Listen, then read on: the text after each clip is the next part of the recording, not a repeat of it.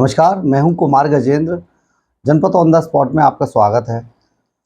आज हम आपको 3 ऐसे लोगों की कहानी सुनाने जा रहे हैं जो अपने-अपने देश में बहुत ही खूंखार टाइप के शासक रहे, प्रशासक रहे, जिन्होंने अपने शासनकाल और उसके बाद अपने देशों को तबाह कर दिया।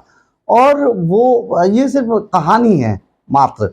कुछ लोग विधानसभा में कहानी सुनाते हैं, कुछ लोग लोकसभा में सुनाते हैं। हम आपको एक कहानी इसी तरीके की ये कहानी सुना रहे हैं। हम सबसे पहले ले रहे हैं इराक के शासक प्रशासक और जो एक निरंकुश शासन जिनका रहा सद्दाम हुसैन की। सद्दाम हुसैन बहुत आक्रामक टाइप के प्रशासक रहे, फौजी के लिबास में हमेशा रहते थे और उन्होंने अपने पूरे देश को तबाह कर दिया था। 16 जुलाई 1979 को सद्दाम ने अपने भाई अल बकर जो कि उनके डर के कारण सीरिया भाग गया था, उससे इराक का शासन छीना था। सद्दाम हुसैन ने इराक का शासन संभालने के बाद सबसे पहला जो काम किया वो ये किया कि उन्होंने 68 लोगों की ऐसे 68 लोगों की लिस्ट बनाई जिनमें उनके खास दोस्त भी थे, उनके समर्थक थे और जो उनके दुश्मन थे, यानी कि जो अल बकर हसन अल बकर के जो करीबी थे। ऐसे उन्होंने 68 लोगों की लिस्ट बनाई और 68 में से 22 लोगों को उसी टाइम एक ही जगह पर फांसी पर लटका दिया। इसके बाद जितने भी लोग बचे उनके सर धड़ से अलग कर दिए, कलम कर दिए। तो अब अपने दुश्मन और दोस्तों को समझिए, दोस्तों को निपटाने के बाद जो सद्दाम हुसैन ने सबसे पहला काम किया, अब उनके सामने थी इराक की जनता, गरीब जनता। बहुत समय से लड़ाई ये वो अल बकर के बीच में सारी चीज़ें चल रही थी।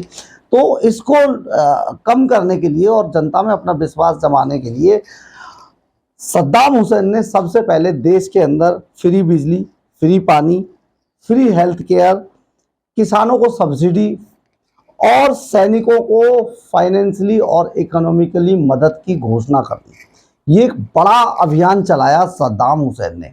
देश के अंदर गरीब हो चुकी जनता के लिए ये एक बहुत बड़ा सहारा था और सद्दाम इराक की जनता के लिए मसीहा के रूप में देखे जाने लगे। अब हम इससे आगे बढ़ते हैं। अगला नाम है हिटलर का। हिटलर ने जिस वक्त जर्मनी में जब शुरू किया अपना, 30 जून 1933 को हिटलर एक गरीब परिवार से थे और उनके माता पिता की मृत्यु के बाद वो बहुत मुश्किल से शेल्टर्स में भी रहे, गरीबों के में। और उसके बाद वो वहाँ से जैसे ही द्वितीय विश्व युद्ध शुरू हुआ तो विश्व युद्ध के बाद उनकी जैसे लॉटरी खुल गई हो और हिटलर आर्मी में भर्ती हो गए थे। तो हिटलर जब आर्मी में भर्ती हो गए तो वहाँ से जिस वक्त जर्मनी की सेना में बहुत विद्रोह चल रहा था, जर्मनी के अंदर उठापटक चल रही थी, तो वहाँ से अपना उन्होंने शुरू किया और उन्होंने बड़ी दिलेरी से कई लड़ाइयाँ लड़ी जर्मनी की तरफ से। लेकिन बाद में हिटलर जो है जब वहाँ हार गया जर्मनी, तो हिटलर वहाँ के सोशलिस्ट पार्टी में शामिल हो गए, क्योंकि वो बोलने के बहुत ज़्यादा तेज तर्रार थे, बहुत अच्छा भाषण दिया करते थे, बहुत अच्छे बोलते थे, सामने वाले को इम्प्रेस कर लेते थे। इसलिए जल्दी ही हिटलर वहाँ की पार्टी के लिए मशहूर हो गए और वो वहाँ पर चुनाव लड़े, लेकिन पहली बार में चुनाव जीत नहीं पाए। दूसरी बार में क्या हुआ कि उन्होंने चुनाव जीता लेकिन उस ढंग से बन नहीं पाए। तीसरी बार में जब हिटलर ने पूरे देश का दौरा किया पार्टी की तरफ से और वहाँ पे चुनाव जीता, तो उन्होंने अपनी सरकार बना ली। सरकार बनाते ही हिटलर ने सबसे पहला काम ये किया कि वहाँ पर फ्री बिजली, पानी, सारी सुविधाएं फ्री कर दी। फ्री करते ही जनता की नज़र में हिटलर बहुत मसीहा बन गए। लेकिन बाद में हिटलर ने क्या किया दुनिया जानती है, और बाद में पूरे देश को तबाही के मुंह में धकेल दिया। अब हम एक और ऐसे ही शासक की बात करते हैं जो है कर्नल गद्दाफी। कर्नल गद्दाफी ने लीबिया पर 42 साल तक शासन किया। बहुत ही हैंडसम माने जाते थे कर्नल गद्दाफी और बड़े रसिक मिजाज के आदमी थे। 1969 में 1969 में गद्दाफी ने मात्र 27 साल की उम्र में वहां के बादशाह रहे इदरीस को तख्ता पलट करके, खूनी तख्ता पलट के बाद गाजा पट्टी और इजराइल का उन्होंने शासन संभाला था। लेकिन उन्होंने सबसे पहले वहां शासन संभालते ही सबसे पहले फ्री बिजली पानी और सारी सुविधाएं, हेल्थ केयर वगैरह सब फ्री कर दी। लोगों को वो भी मसीहा लगते थे। और कर्नल गद्दाफी के बारे में एक बात और बड़ी मशहूर है, आप समझिए मैं क्या कहना चाह रहा हूं, हालांकि मेरा किसी की तरफ इशारा नहीं है, आप खुद समझदार हैं। सत्ता संभालने के बाद भी कर्नल गद्दाफी अपनी बेहद पुरानी फॉक्सवैगन कार में घूमा करते थे और वो ज्यादातर अपने फौजी के भेष में रहते थे, फौजी ड्रेस डालते थे। उनका मानना ये था उनका मानना ये था कि लोग ये ना समझे कि वो सत्ता संभालने के बाद बहुत अपने आप को लेविश लाइफ दिखा रहे हैं, इसलिए वो एक आम इंसान बनने के चक्कर में इस तरीके के काम करते थे। एक और शख्स का नाम मैं लेता हूं, यासिर अराफात। यासिर अराफात क्योंकि इजराइल और गाजा पट्टी वाले उसमें उनका शासन प्रशासन था, तो वो भी बहुत समय तक सिर्फ फौजी कपड़े और ऐसी ड्रेसेस में रहते थे जो ये लगे कि बिल्कुल आम लोग हैं। लेकिन उन्होंने भी बिजली पानी फ्री, सारी सर्विसेज फ्री करके जनता पे विश्वास जमाया और सबने देखा कि बाद में उस शासन का भी क्या हुआ। अब हम बात करते हैं, एक आप समझ रहे होंगे हम क्या कहना चाह रहे हैं, लेकिन खैर हमारा काम है कहना, हम तो कहते रहेंगे। अब आप समझिए, दो तस्वीरें पिछले दिनों सामने आई, बहुत ही भयानक थी, बहुत ही भयानक तस्वीरें थी। आप समझिए, पहली तस्वीर की तरफ मैं इशारा आपका ये करना चाहता हूं कि दिल्ली के आम आदमी पार्टी के पूर्व मंत्री सत्येंद्र जैन जब सफदरजंग अस्पताल में बीमारी के चलते उनको लाया गया तो बेहद कमजोर थे। वो एक कुर्सी पे बैठे, सुरक्षाकर्मी उनके आसपास थे। बहुत ही दयनीय स्थिति में सत्येंद्र जैन थे, जो कभी एक समय पे उनकी विधानसभा में और विधानसभा के बाहर एक अकड़ हुआ करती थी। अकड़ तो खैर कहीं दिखाई दे नहीं रही थी, लेकिन जिस तरीके से वो बहुत असहाय और बहुत ही कमज़ोर नज़र आ रहे थे, ये एक सोचने वाली बात थी।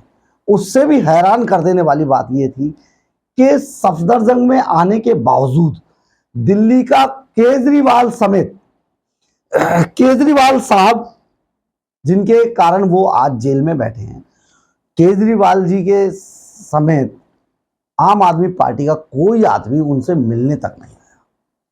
धरना प्रदर्शन और हाय तौबा मचाना आम आदमी पार्टी का फितरत रही है, हर चीज में धरने प्रदर्शन करना।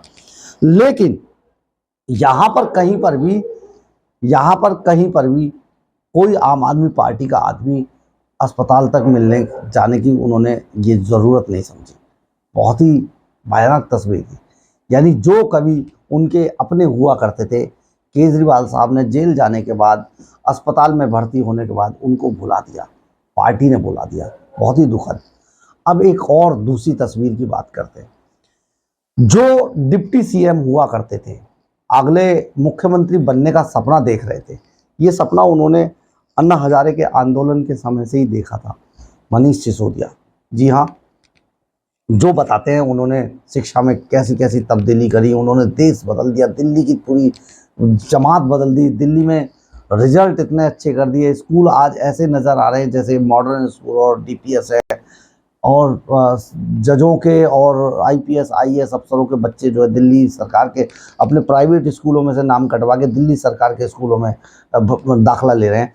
वो मनीष सिसोदिया अपनी तारीख पर कोर्ट के अंदर आते हैं और पुलिस के लोग उन्हें गर्दन से पकड़ के खींचते हुए लेके जाते हैं।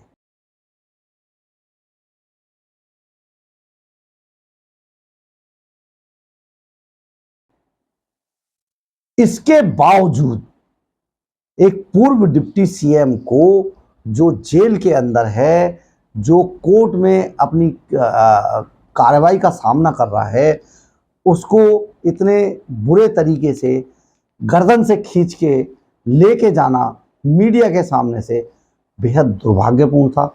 दुर्भाग्यपूर्ण सुरक्षा एजेंसियों के लिए भी है। जिस अधिकारी ने ये हरकत की है, गलत तो उसने भी किया है, क्योंकि हमारी उनसे बहुत इस बात से हम भी इत्तेफाक नहीं रखते कि एक इतने सम्मानित व्यक्ति को, क्योंकि चाहे जो भी हो, जो फॉर्मर अगर पूर्व मंत्री रहा है, पूर्व मुख्यमंत्री रहा है, पूर्व कुछ भी अगर किसी बड़े पद पे रहा है, तो उसके साथ इस तरीके का बर्ताव नहीं करना चाहिए था। ये एक बहुत ही निंदनीय विषय था। परंतु परंतु मनीष सिसोदिया के वो करीबी लोग कहाँ गए जो कभी ये दम भरा करते थे, यानी कि पार्टी और उसके मुखिया अरविंद केजरीवाल साहब इन सबको भगत सिंह कह के भगत सिंह के चेले बता बता के सबको फांसी पे चढ़वा देंगे, सबको किनारे करा देंगे, लेकिन जब जरूरत पड़ेगी तो कोई सामने नहीं आएगा। आप समझिए, ये स्ट्रैटेजी है। एक आदमी जो आज अपने ही लोगों के साथ नहीं खड़ा है, एक आदमी जिसने सबसे पहले उन लोगों को बाहर का रास्ता दिखाया, पार्टी से खदेड़ा, पार्टी से लात मारी, जिन लोगों ने पार्टी को कभी बनाया था, जिन लोगों ने आम आदमी पार्टी खड़ी की थी। मैं आपको ये और बता देना चाहता हूं, आम आदमी पार्टी, आप ये नाम एक समय पे योगेंद्र यादव ने इस पार्टी को दिया था। आज योगेंद्र यादव कहाँ हैं सब जानते हैं, बुरी स्थिति में है, पार्टी से बाहर है। जो कभी कानूनी दम भरते थे प्रशांत भूषण साहब, आज वो बाहर हैं। जो कभी आशुतोष जैसे लोग थे जो अपने आप को पत्रकारिता के दम पे, पत्रकारिता से विरोध करके वो वहां तक पहुंचे थे, जिन्होंने पत्रकारिता से भी न्याय नहीं किया, वो वहां तक पहुंचे और वो आज बाहर। किरण बेदी जो देश की पहली महिला थी, अपने आप को बड़ी समझती थी कि मतलब उनसे बड़ा कोई अफसर नहीं है, उनसे बड़ा प्रशासक नहीं है, उनसे बड़ा पढ़ा लिखा नहीं है। आम आदमी पार्टी ने उनको भी निकाल के बाहर का रास्ता दिखाया। ऐसे बहुत सारे नाम हो सकते हैं जिन्हें लेते लेते जिस आदमी ने मोहल्ला सभा का आइडिया दिया, विनोद कुमार बिन्नी, आपको याद होगा कौंडली से विधायक एमएलए थे, वो आज गायब हैं, उनको भी निकाल के बाहर कर दिया। कहने का मतलब ये है, बिजली पानी फ्री का सौदा, पुरानी गाड़ियाँ, कपड़े, पापा के कपड़े पहन के घूमना, चप्पलों में घूमना, आप समझ रहे हैं ना मैं क्या कहना चाह रहा हूँ। जय हिंद, जय भारत।